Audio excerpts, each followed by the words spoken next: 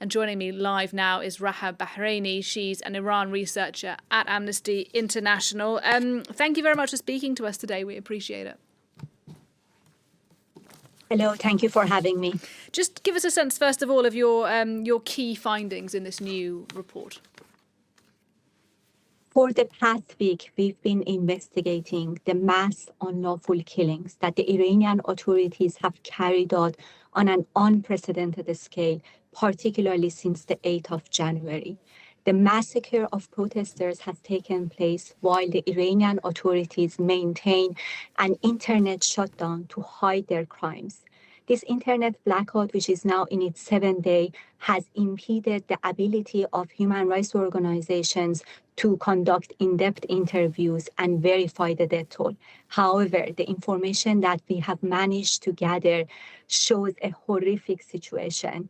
By official admission, 2,000 people have been killed. Human rights defenders are reporting a much higher death toll. What we have been able to document shows that the security forces have been relentlessly firing at protesters from a street level and elevated positions, such as the rooftops of mosques, residential buildings, and police stations, targeting many unarmed protesters in their head and chest. We have received the distressing accounts of medical workers who report that hospitals are overwhelmed with the injured, with many brought in with severe gunshot wounds. Morgues are overflowing with dead bodies. Distressing footage has emerged from a central morgue near Tehran that shows distressed families searching for their missing loved ones among body bags. We've received the account of an eyewitness from Rash who has seen bodies piled up in containers, freight containers. We have received the account of an eyewitness in a morgue in the central cemetery of Tehran who has seen bodies piled up in warehouses. The situation is devastating and shows that the Iranian authorities have once again resorted to mass unlawful killings, this time on an unprecedented scale, in order to wipe out dissent and silence protesters who demand fundamental change. Yeah, you talk about an unprecedented scale of this crackdown by the authorities in Iran. Speak to us about how it is that you were able to conduct this research and reach that conclusion, because we know there's been this internet blackout in Iran. You mentioned it just there. So I can imagine it's been very difficult for you personally to speak to people in Iran, and perhaps there are some individuals who are actually putting themselves at risk in order to speak to you and get this information out.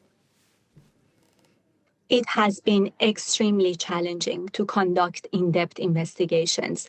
And this is the intention of the authorities, to block communication and to hide their mass international crimes. However, with the help of human rights defenders and journalists outside Iran, we have managed to obtain the screenshots of text and voice messages that dozens of people from 9 provinces across Iran have shared. We have also been able to speak to several informed sources inside the country, including protesters and medical workers. We have also talked to dozens of journalists and human rights defenders and medical workers outside Iran who have managed to speak with sources inside the country who can access the internet through Starlink. Let me also note that the Iranian authorities are also reportedly trying to raid places where they believe Starlink devices exist. We have also verified dozens of distressing videos that show security forces firing at protesters who pose no threat whatsoever, warranting the use of force, let alone lethal firearms.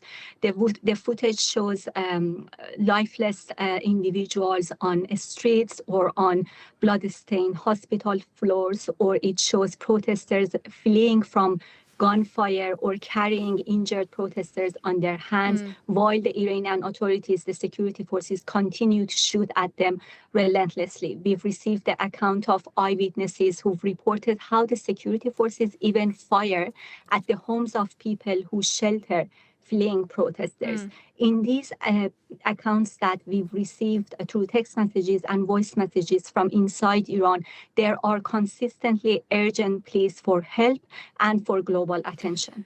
And look, I must ask you, you may have heard me mention what Donald Trump said at the top of the programme, that he has been assured, despite what you have just detailed for us here, that the killing of Iranian protesters has subsided. Can I ask you then, as someone who clearly is watching this extremely closely, is that true? Has the crackdown subsided? And to the best of your knowledge, are Iranians still in the streets? Let us be clear. The Iranian authorities resort to mass killings to crush protests. They've been doing that repeatedly in recent years, and in the face of larger protests inside the country, they have now carried out a massacre on an unprecedented scale. The Iranian authorities, according to the information that we are currently receiving, have now created a militarized climate across cities in the country. Agents have been seen roaming the streets, pickup trucks on top of which machine guns are mounted are patrolling the streets. The security forces are trying to force people to stay indoors. If the reports of killings have subsided, it's not because the security forces are respecting the right of people to protest. On the contrary, they have created a militarized climate where traumatized people right now cannot take to the streets. Thousands of victims' families and injured patients right now are in cemeteries and hospitals reeling from this devastating repression. We therefore call for global diplomatic action.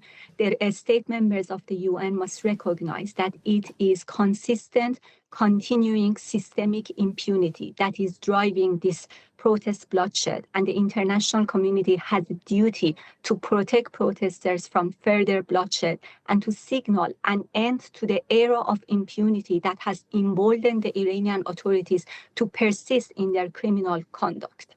All right, Raha Bحرینی talking to us. She is a researcher on Iran at Amnesty International. Thank you very much indeed for coming on to talk to us about what is extremely difficult research on that crackdown in Iran. Thank you very much.